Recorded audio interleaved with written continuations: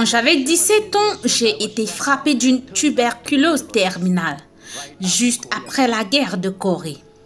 Mes parents m'ont amenée à l'hôpital et les médecins m'ont examinée et ils ont découvert que j'avais une tuberculose au niveau du poumon droit et que mon poumon gauche était plein de tuberculose.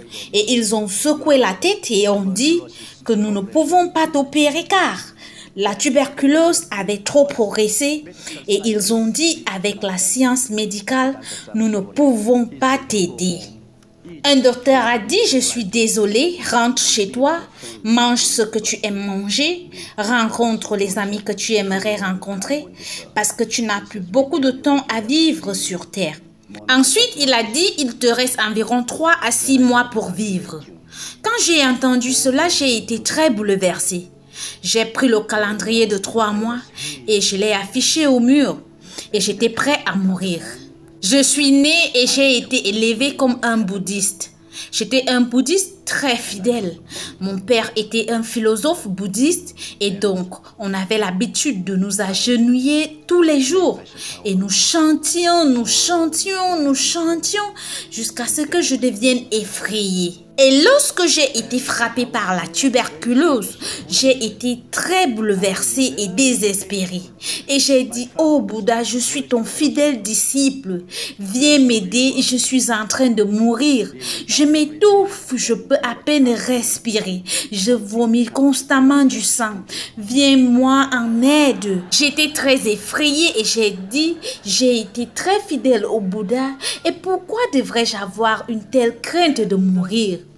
J'ai prié et pleuré devant le Bouddha, mais aucune réponse ne m'est parvenue et j'étais désespérée.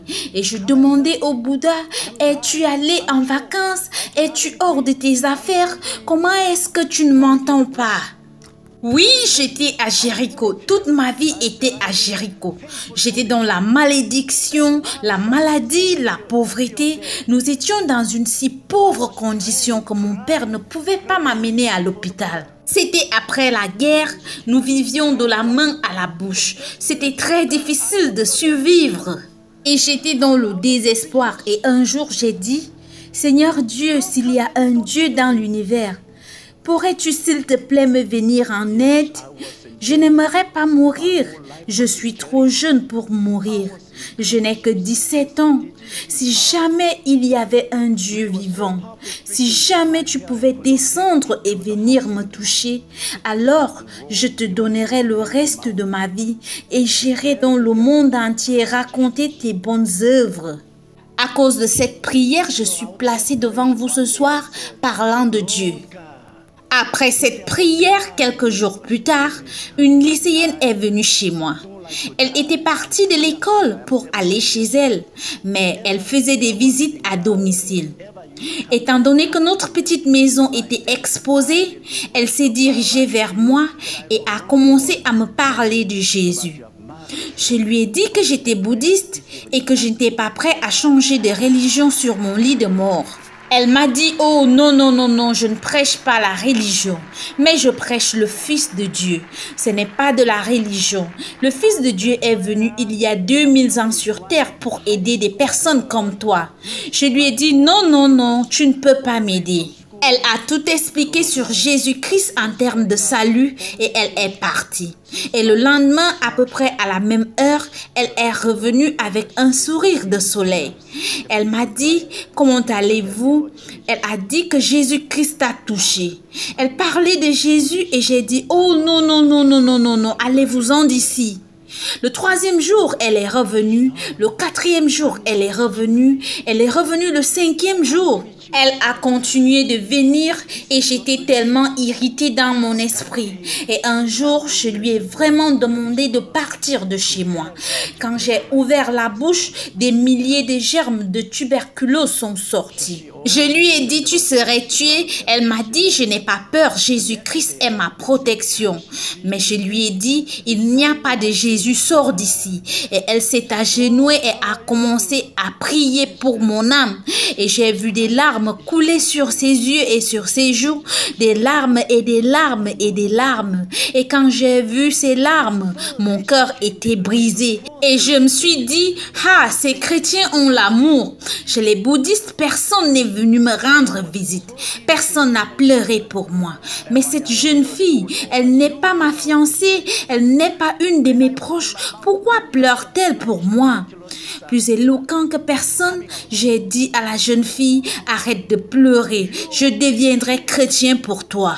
Et très contente, elle a élevé ses mains et a crié Alléluia. Ensuite, elle m'a donné sa Bible et a dit, s'il te plaît, lis cette écriture, tu trouveras la parole de vie. Quand j'ai eu la Bible, j'ai ouvert la Genèse et elle l'a très amicalement arrachée de mes mains et m'a dit, s'il te plaît, ne commence pas à partir de la Genèse parce que je pense que tu es trop malade pour finir la révélation. Et elle avait raison, ce n'était pas où je devais commencer à lire. Elle a ouvert la Bible, le Nouveau Testament, sur Matthieu. Et elle a dit, lis à partir de Matthieu. Donc, j'ai ouvert Matthieu et j'ai vu Abraham engendra Isaac, Isaac engendra Jacob, Jacob engendra Pierre, Judas, Judas. Et j'ai dit, est-ce ça la Bible? Une histoire d'engendrement et je suis mourant. Ça me déprime plus. Et elle m'a dit, tu te plains parce que tu viens de naître. J'ai vu cet os, mais j'ai mangé la chair. La Bible a beaucoup d'os, tu verras beaucoup d'os, mais mange la chair. Ce simple mot a sauvé ma vie. Et j'ai dit, ça c'est vrai, tu as raison. Et j'ai commencé à lire la Bible. Et lorsque je lisais la Bible, je m'attendais à lire des théories profondes de la logique, comme les enseignements bouddhistes. Mais la Bible était différente. J'étais étonnée parce que c'était la première fois de ma vie que je lisais la Bible. Et la Bible ne parlait que d'une personne, Jésus-Christ, qui nous a pardonné nos péchés. Jésus qui a chassé le diable. Jésus qui guérit les malades, Jésus qui a ressuscité les morts, Jésus qui a nourri des gens, Jésus qui a donné de l'espoir aux personnes disparues. J'étais tellement étonnée. Est-ce que cela peut être vrai? Quel genre de personne est-ce? Elle fait tellement de miracles et elle est tellement réaliste. Le bouddhisme a des théories logiques, mais cette personne n'est pas une théorie logique. Elle est tellement pratique et pragmatique. J'ai dit que ce n'est pas une religion. Si cette personne vivait aujourd'hui, il y aura un abri. Le docteur a abandonné sur mon cas. La famille a abandonné. Les amis ont abandonné. Je me suis abandonnée moi-même. Mais cette personne fait des miracles. J'ai besoin de ce genre de personne. Je n'ai pas besoin de religion. J'ai besoin d'une science moderne. J'ai besoin de ce genre de personnes. J'ai besoin de ce genre de personnes. J'étais si émue et surtout quand je l'ai vu mourir à la croix pour moi, en versant son sang, j'étais effondrée. Je me suis agenouillée devant Jésus et je ne savais pas comment prier parce que je n'étais jamais allée à l'église. Et ce jour-là, Jésus-Christ m'a rendu visite et j'ai dit, Jésus, si tu es réellement le Fils de Dieu, viens me toucher et je te donnerai le reste de ma vie. Soudainement, un sentiment terrible est venu frapper le creux de mon estomac et je me suis demandé si j'allais vomir plus de sang.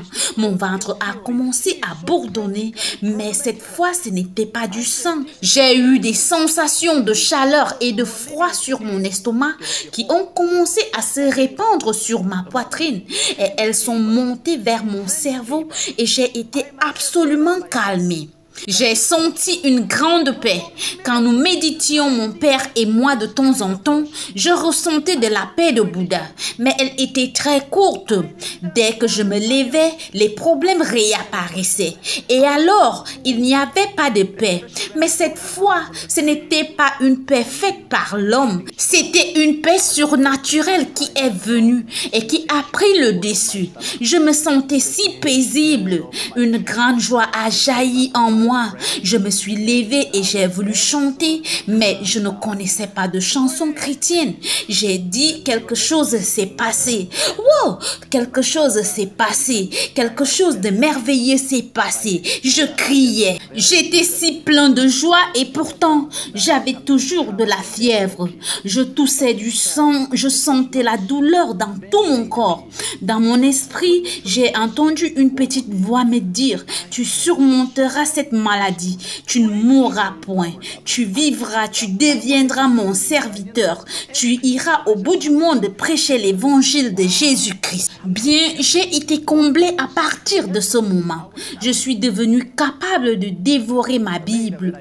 Je vous le dis en vérité, je ne pouvais pas comprendre le sens de la Bible, mais chaque écriture était palpitante de vie et je ne pouvais pas continuer à lire plus de 5 versets parce que j'étais comblée. J'avais besoin de me reposer un peu pour continuer de suivre chaque verset palpitant de la vie de Jésus-Christ. Alors, peu à peu, la fièvre m'a quitté et j'ai retrouvé le désir de manger.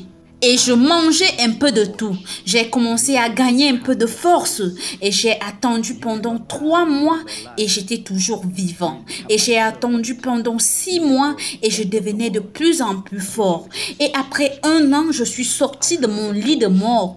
Depuis ce temps jusqu'à ce jour, pendant 43 ans, j'ai été pasteur de l'église.